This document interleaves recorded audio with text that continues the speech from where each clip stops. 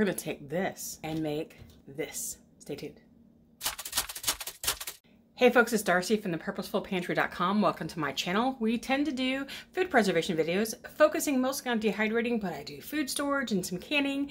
And so I'm ready to take you along on this kind of fun adventure for me. I've never worked with this fruit before, but we're doing dragon fruit. And like the Harry Potter series, there are different color of dragon fruits. If you are a Harry Potter fan, you kind of know what that references into, a dragon test and different color dragons that you had to fight. But this happens to be a white dragon fruit. There are also red ones that I don't have access to, so we're doing this. I'm going to walk you through the first time I've ever done it, so you're going to watch how I learn how to process them into chips. Stay tuned. Yep, folks, that's what we're doing. We're going to do a dragon fruit. Okay, these are fruit that come from Asia that are not natively grown in the US. These things were expensive because they are not normal for our grocery store. I paid $6 a piece for them because they are expensive. If I've gone to the Asian market, which I haven't been to since the whole last year, since 2020, I might have been able to get a better deal, but I wanted to try my hand at this. So I am no means an expert on how to dehydrate dragon fruit. We're going to be doing this completely from a novice perspective. I've watched a couple of YouTube videos to see how to do it, to make sure, so I'm going to give it a try and see what we think about them. So I thought I would take you along on the journey. This video may never even show up on YouTube if this doesn't go well, but I'm going to give it a try. We're going to see how this works, and I just thought I'd take you along with us. So what I'm going to do is I'm going to go ahead and take this dragon fruit, and it's been washed. You always want to wash your produce, even if it says it's organic. Think about all the hands that have touched each of the pieces of produce that you're picking up, trying to squeeze it to see if it's the right ripeness for them, if they want to have it, or if they're just checking them all out. They touch everything. I know I touched a lot of avocados last night trying to find one that I wanted to bring home. Even before you cut it, wash your produce, because as you cut into it, as your hands are on it, you're transferring all that stuff, and you don't want to do that. So here we go. We're going to take this dragon fruit and we're going to slice it in half. And this is what our versions of dragon fruit look like. So now I've read that you can go ahead and just slice these. I think pulling off these extra leaves off the outside is probably preferable. But you can go ahead and slice these and leave the skins on. I, however, am not going to do that. I'm going to take a spoon and just reach in here and try to scoop out this flesh. And still keep as much of it as I possibly can. And just scoop it out of the skin.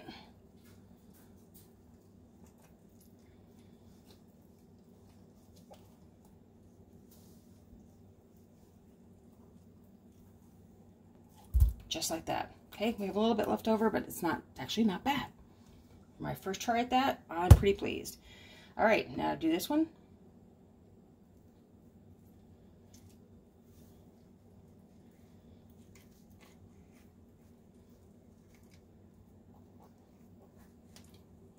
It's actually pretty easy just to run your spoon around it instead of trying to do it the way I was the first time.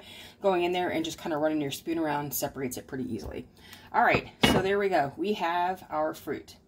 Now you can take these and just go ahead and make your cuts. You might want to slice off a little bit off the bottom like this to give yourself a firmer foundation. But these are so slick, I think I'm going to go ahead and just use my mandolin. All right, before you cut, protect. We're going to go to full 1/4 inch slice. We're going to go for that full 1/4 inch. All right, take each of these and just run it over your mandolin.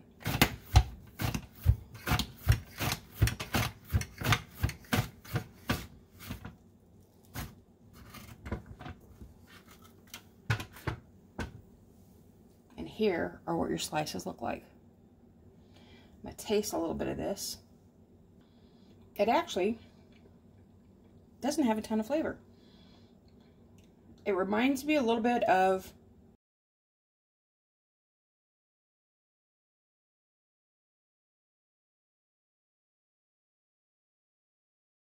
so it has flavor, it's just not sweet. I expected it to be a lot more sweet because I've been seeing a lot of fruit drinks showing up on the market lately that are dragon fruit flavored drinks that my kids have really enjoyed this week. So we're going to give that over here and cut our next one.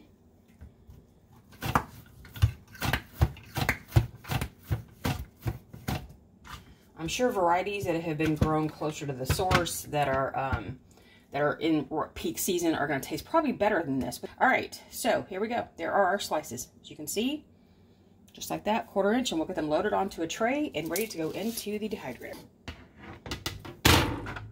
Lock that puppy back up so we don't get even accidentally cut. Yes, I'll clean out my workspace as soon as I'm finished with this. It's going to make a mess. All right, so I'm going to go ahead and load these up onto my dehydrator tray. I am not going to put a liner on these because I don't think that these are going to stick the way that you would have other fruits stick.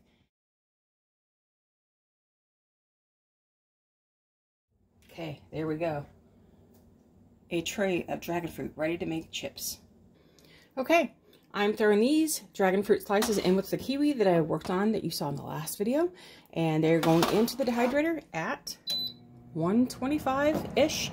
The temperature really doesn't matter because it can be, you know, close enough. Then we're just going to let it go until they're all dry. Here, the kiwi from last week's video.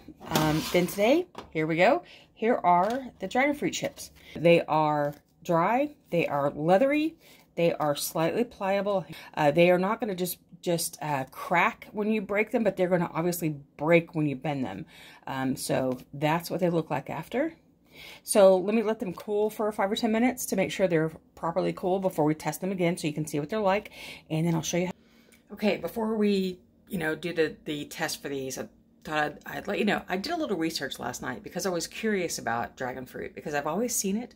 We've always seen them in the stores. We started seeing dragon fruit flavored things start showing up as far as drinks and stuff. Like in my kids like boba tea and they do that. And then like Sonic has a new dragon fruit slushy. We just started seeing things start popping up. So we thought, okay, you know what? We always try to take we try one new food at least once a month. So we just thought, no, buy the dragon fruit. You know, it's expensive. I told you, $6 a piece. They're not something we're going to do again. So what I found out was that white dragon fruit have no taste. There's not a lot of taste to them. Red dragon fruit has a more like a sweeter flavor to it. The only thing we've ever had available to us are white. An honest opinion about dragon fruit dehydrated. It has almost no taste. So it's kind of like, yeah, okay, I'm eating a thing with a bunch of seeds in it. It's not horrible. It's just, there's no taste. So it makes you think it's gross. I know my oldest, when he tried fresh yesterday, he thought, ugh, this is gross. It's like, it's actually not gross. It's just nothing. And he goes, yeah, it's just nothing. It's kind of nothing. So it's not, you may like these. It may be the fact that we've gotten some not great dragon fruit, but I've heard this from other sources is that white just doesn't have the same kind of flavor profile as red does. So here is one that's been drying here for about 10 minutes. It is pliable, which means you can bend it, but when you do it, I can't do a second hand. It breaks fairly easily, just like that. That's what it looks like. Can you see that on the inside? I hope it will. There we go. That's what it looks like close up from the inside so that you can see it's actually dry. It's just, there's no moisture to it. So if you're going to store these, let me show you how to do it. Now, to me, these aren't something to be stored. And if you do, what you're going to want to do is, if you want to keep them for longer than just to snack on what's here, you're going to want to put them in something airtight. If you can vacuum seal it in a Mylar bag or a vacuum sealer bag or even a canning jar, that's probably the best to keep it for longer term. But for me, you know, these are either going to be gone in the next couple of days, you know, snacking as far as an interest thing, or they're going to go in the compost pile. I don't see the point in powdering these because they're really, except for whatever little nutrition is left in here and in the seeds, I don't see a use for them for us, but sometimes that just happens. You don't always have the best results out of every project that you try.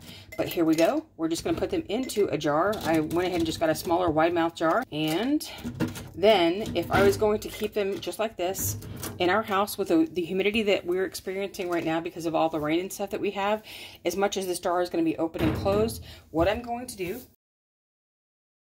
I'm going to throw in 2 packs of the moisture absorbers. Not because it needs 2 packs, but because I am. I'm just going to do that for right now. So that's how it's going to sit. It's going to sit with an airtight lid.